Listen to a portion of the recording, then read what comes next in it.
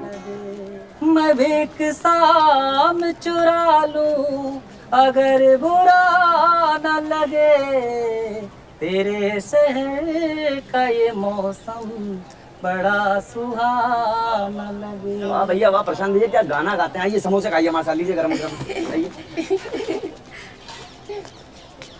बेटा समोसा तुम खाओ, क्योंकि समोसा खाने की उम्र तुम्हारी है। बहुत जड़ी लगाते हैं भैया। अरे एक क्लास में पिछले 3 साल से ये यही तो कर रहे हैं, और इस गाने में तो पीएचडी भी कर रखी है। खाओ खाओ समोसा खाओ, चलो ये लो। हाँ खाओ। अस्सलाम वालेकुम। अरे आप? वालेकुम अस्सलाम। बैठिए ना, समोसे खाइए ना हमारे साथ। हमारी जगह उधर है।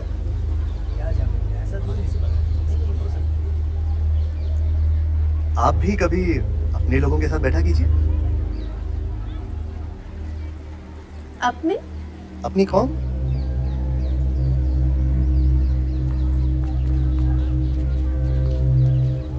ये सब अपने ही लोग तो हैं यहाँ। सब बोलने की बातें होती हैं, असली मतलब क्या है ये मैं साफ नहीं। कहना क्या चाहते हैं आप? रघु, अगर आप सलीम के भाई ना होते ना, तो मैं आपको एक चाटा रसीद कर देती इस बात पे। अगर आपको समोसे खाने हैं तो बैठ जाइए, वरना चुपचाप निकले यहाँ से।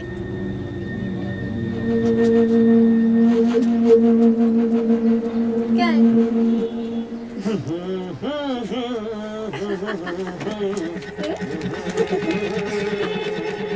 चुप कर।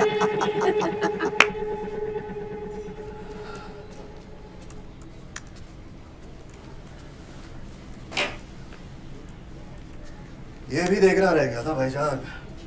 क्या हो गया? जो कुछ भी हो रहा है अच्छा तो नहीं हो रहा। अपनों की कोई कदर नहीं। तो बताएंगे भी हुआ क्या या यूं ही? अपना समझ के मिलने गया था, सबके सामने बेइज्जत कर दिया। देखिए अगर आपको ऐसी बातें करनी है तो हमें सुनने में कोई दिलचस्पी नहीं है। ज़ैनब भाभी की बात कर रहा हूँ भाईजान, ज़ैनब भाभी की। वो हमेशा उस राघव के साथ उठती बैठती रहती है। मैंने बस ये कह दिया कि अपनों के साथ भी बैठा करे।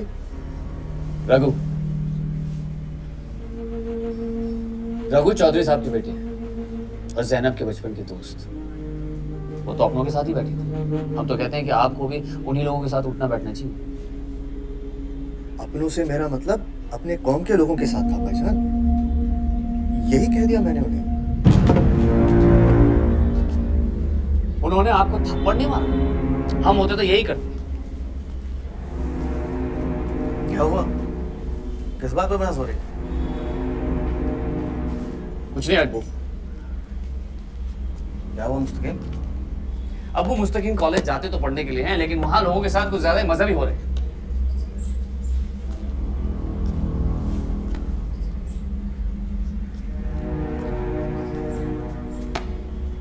बेटा मैं तुम्हारे जज्बात समझता हूं, लेकिन एक स्टूडेंट के लिए उसकी पढ़ाई ही उसका मजहब है, ना कि उसका हिंदू या मुसलमान या कुछ और।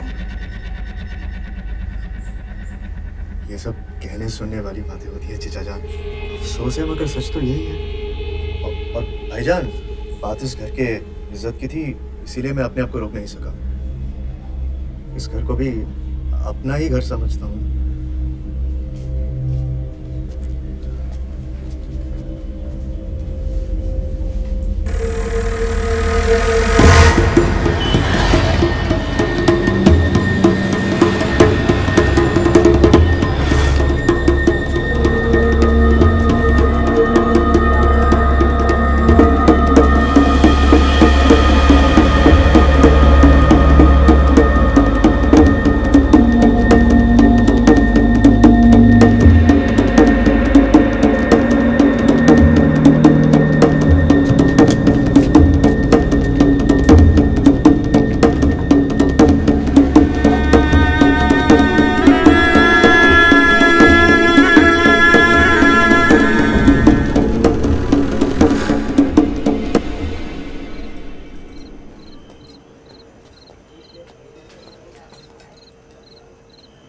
अम्मी अब्बू आज भी निकाह की तारीख की बात कर रहे थे।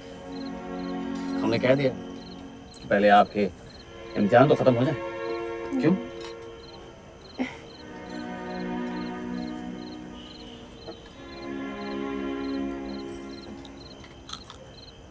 हमसे निकाह करने का इरादा तो है ना? नहीं।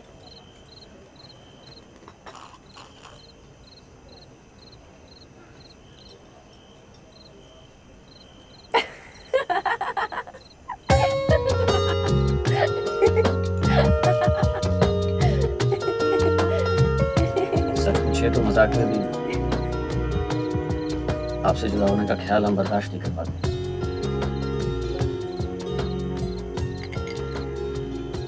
और ख्वाब में आप बेफिक्र रहे। रघु हमारे बचपन का दोस्त है और दोस्त ही रहेगा।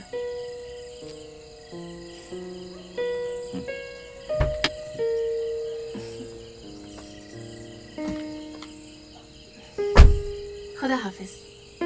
खुदा हाफिज।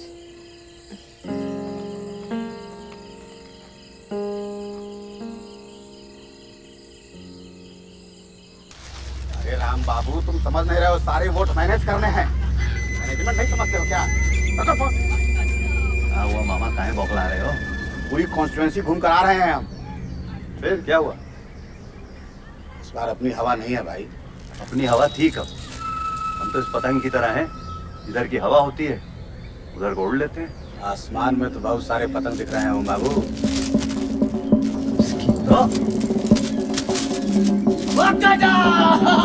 क्या भैया? मजा आ गया भाई, बहुत बढ़िया।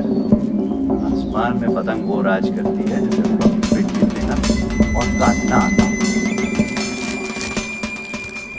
सब बड़ी जगह है भाई। एकदम मस्त। और तो बता घर पे क्या हाल है? अब तो ठीक है अभी? हाँ?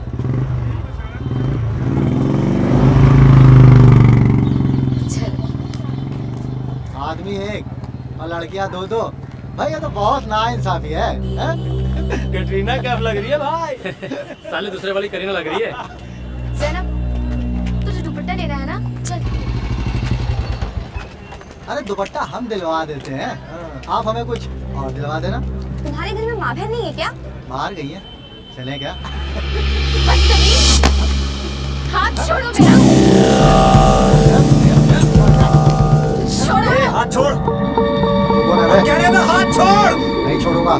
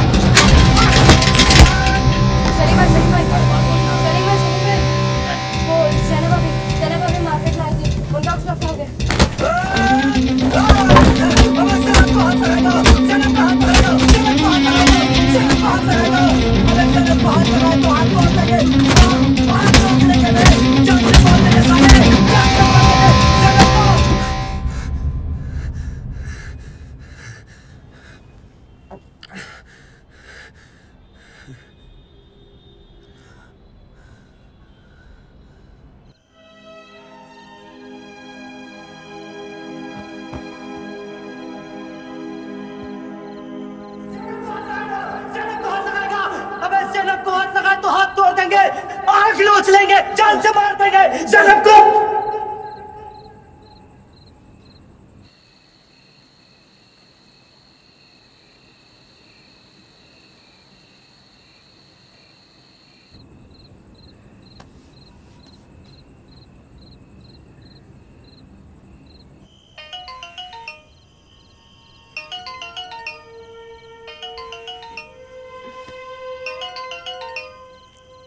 अस्सलाम वालेकुम। वालेकुम अस्सलाम। आप सोए नहीं अभी तक? आप भी तो नहीं सोए। एक बात कहें ज़ैनब? जी कहिए। आपको उन पर यकीन है ना? आपको इस सवाल का जवाब मालूम है। तो फिर आप हमारी इस बात पर यकीन कीजिए कि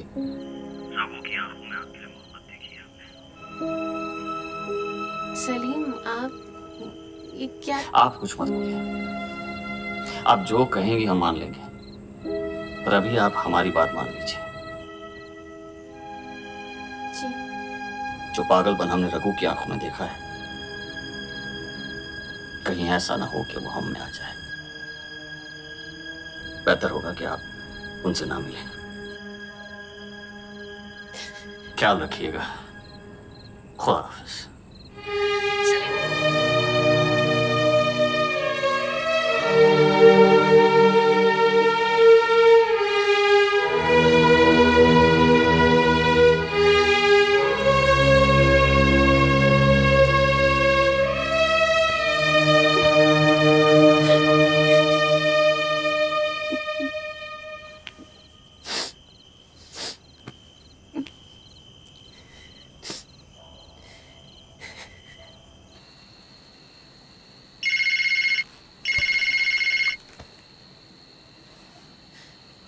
हाँ ज़ैनब, बोलो। क्या तुम मुझसे मोहब्बत करते हो? हाँ, बोलो। मैं तुमसे कुछ पूछ रही हूँ, बताओ मुझे।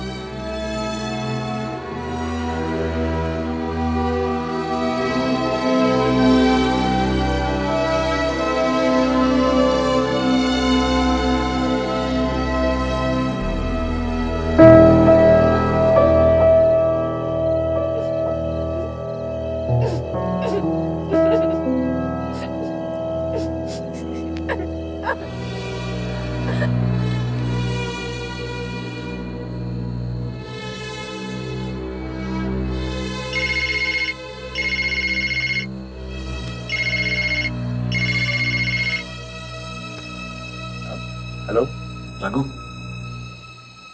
जी कौन? सलीम। नमस्कार।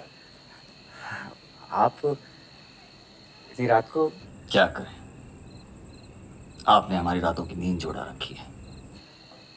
ये समझे नहीं हम। रघु, आप और ज़ैनब बचपन के दोस्त हैं, और दोस्ती कब प्यार में बदल जाए ये पता ही नहीं चलता। गलत समझ रहे हैं आप, ऐसा नहीं है। प्यार इतनी आसानी से नहीं छूटता। आज देखा है हमने। बस आपसे गुजारिश है कि आप हमसे हमारी ज़ैनब को मत छीनिएगा, क्योंकि आप तो फिर भी इनकी दोस्ती के सहारे जी लेंगे, पर हमारे पास वो भी नहीं होगी। खुदा हाफिज़।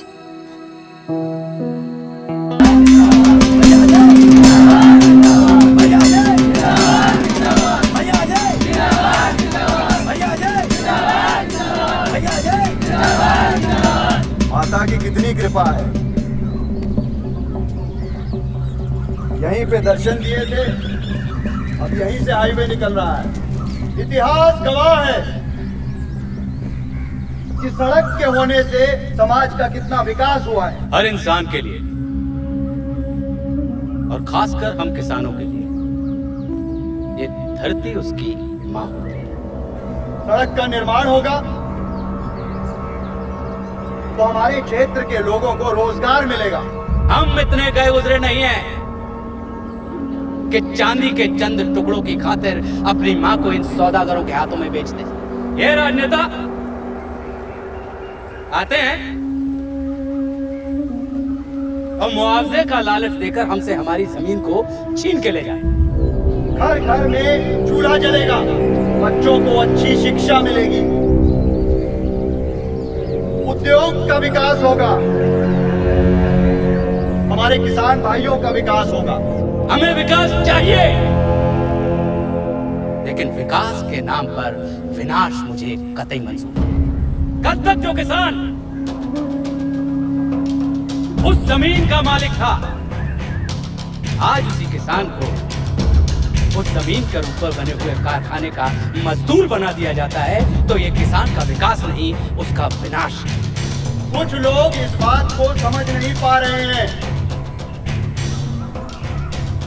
वो इस बात को धर्म का नाम देके हमारे क्षेत्र में विकास को रोकने का प्रयत्न कर रहे हैं। आगामी चुनाव में हमें अपने क्षेत्र से ऐसे प्रतिनिधि को चुनना है जो सच्चे अर्थों में धर्म, जो सिर्फ अपना हित नहीं बल्कि अपनों के हित के लिए जीवन छोड़कर सकते। मगर हम ऐसा हरगिज़ नहीं होने देंगे। भैया अजय, भैया अजय, भैया अजय, जय माता दी। भैया अजय, भैया अजय। बेटा ये सब तो ठीक है, चौधरी जी सारा खेल बिगाड़ पता नहीं क्या जादू टोना कर दिया है पर टोपी वालों ने। भाई साहब, आखिर ओम भी तो है आपके बच्चे जैसा ही, उत्साही जरूर है मगर दिल का बुरा नहीं है, और फिर उसको आपके आशीर्वाद की जरूरत है। उसकी जीत आपकी जीत है। ऐसी जीत का क्या फायदा शिवा, जो अपनों को ही अपनों से लड़ा दे, वो भी धर्म के नाम पर। अन्याय के रास्ते पे चलने वाले किसी भी व्यक्ति को हमारा सहयोग नहीं है, फिर चाहे वो हमारा बेटा ही क्यों ना हो। आपने हमें गैर बना दिया। बिल्कुल नहीं, ये भी तो अपने ही है, जिनकी जमीन के ऊपर कब्जा कर कर माता का मंदिर बना रहे हो। बिल्कुल है, अपने हैं, थोड़ा सा फर्क है, जो हमने नहीं उन्होंने किया है। और एक बात बोले भाई साहब, जिसको आप अपना कह रहे हैं ना, इतिहास गवाह है, वो किसी के सगे नहीं रहे हैं। जमीन हो या जमीर, ये मजहबी नहीं होते, और ओम जैसे लोग इन दोनों को ही मजहब के रंग में रंग देते हैं। अच्छा लगा, आते रहना।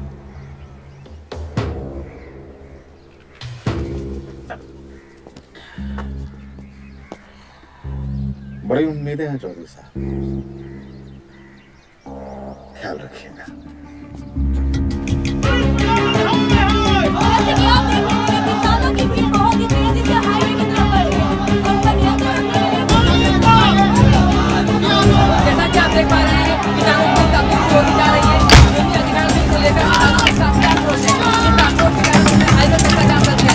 हालांकि भीड़ पे काबू पाने के लिए काफी बल का प्रयोग करना पड़ रहा है। हालांकि सामुदायिक क्षेत्र की जमीन होने के कारण मामले को सामुदायिक रंग देने की कोशिश भी की जा रही है। अब देखना ये दिलचस्प होगा, आगामी लोकसभा चुनाव हमारे नेता अपनी राजनीति को क्या देखने के लिए किस हद तक जा सकते हैं।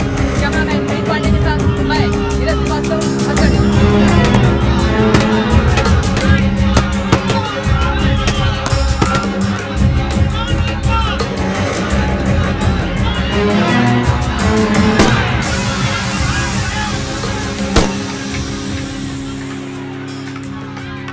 देखा आपने, ये हमेशा हमारे ही लोगों के साथ क्यों होता है? ये चुन चुन करके हमें ही टारगेट क्यों किया जाता है? मुंबई में, मेरठ में, गुहाना में कितने घर जले, कितने सर कटे, अंदाजा है आपको?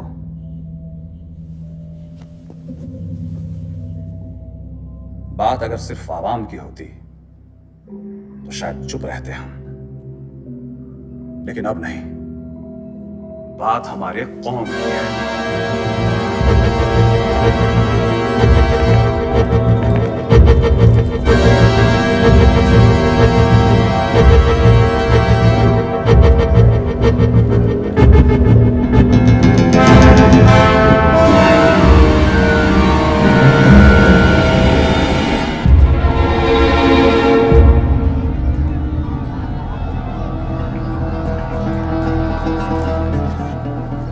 ये जुल्म, ये सितम अब और बर्दाश्त नहीं। बोलो हाँ कि ना?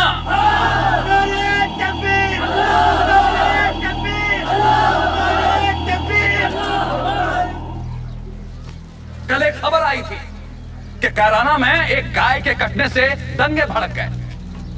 ये कहते हैं कि गाय हमारी माता है। बड़ी अच्छी बात है, अगर गाय तुम्हारी माता है तो मां की इज्जत करो, मां का एहतराम करो। उन्हें यूं ही बाजार में भटकने के लिए क्यों छोड़ देते हो? उनका सौदा क्यों करते हो? बाजार में उनकी बोली क्यों लगाई जाती है? क्या हम जबरदस्ती करते हैं? लोग कहते हैं कि आलम खान फिरका परस्त है, आलम खान ये परस्त है, आलम खान वो परस्त है। नहीं, आलम खान केवल इस्लाम परस्त है। मैं यहां सियासत करने नहीं आया हूं।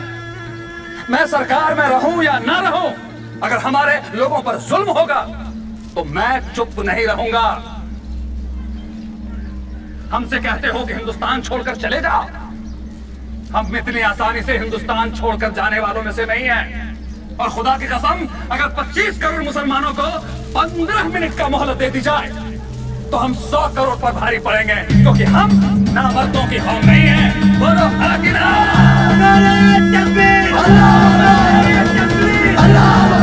अरे हम तो मरते भी हैं तो 2 गज जमीन का टुकड़ा लेकर दफन होते हैं, तुम तो जलकर फिजाओं में खाक हो जाते हो। शुक्र करो कि आज हमारे हाथ में ये माइक है, अगर कल को इस माइक की जगह कुछ और हो जाए तो खुदा की कसम हिंदुस्तान की तवारीख में लोगों ने इतना खून खराबा नहीं देखा होगा जितना कि अब होने वाला है। बोलो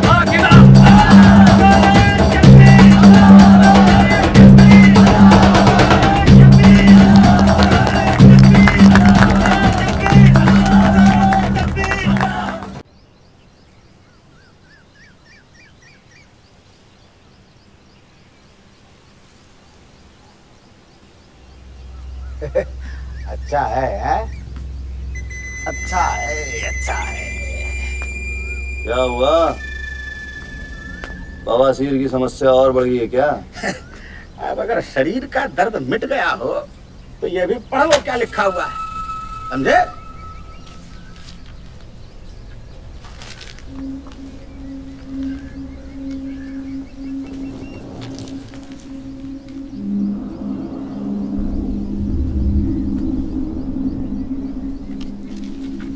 ये तो हमारे लिए और भी अच्छा है। अच्छा है? तुम चौधरी को संभाल लो, जीत हमारी। प्रदेश के अल्पसंख्यक मामलों के मंत्री आलम खान ने आज मलिहाबाद में एक जनसभा में चेतावनी दी है कि वे सरकार में रहे या ना रहे, लेकिन उन्हें अपनी कौम की हिफाजत करना आता है। एक कदम और आगे बढ़ते हुए उन्होंने चेतावनी दी कि अल्लाह का शुक्र है कि उनके हाथ में आज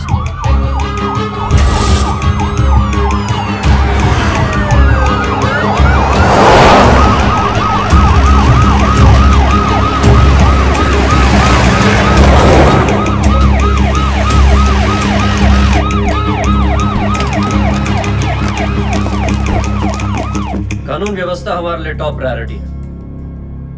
इसके साथ किसी भी किस्म का खिलवाड़ हम कतई बर्दाश्त नहीं करेंगे।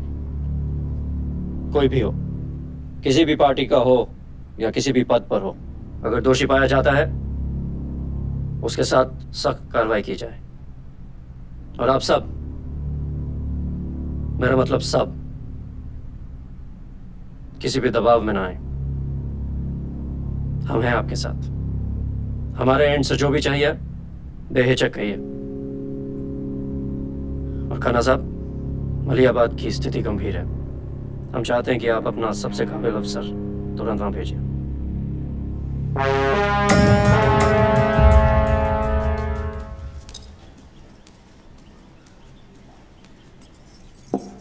रघु, रघु, रघु,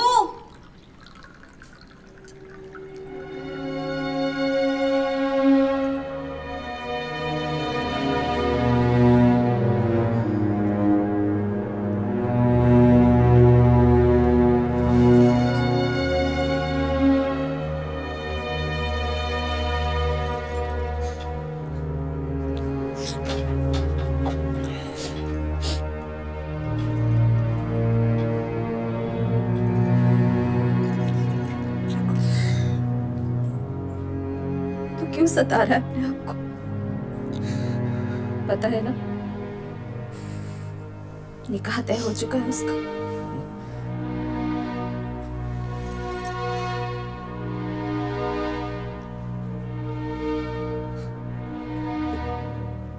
पता नहीं कब जाने लग गए मुझसे,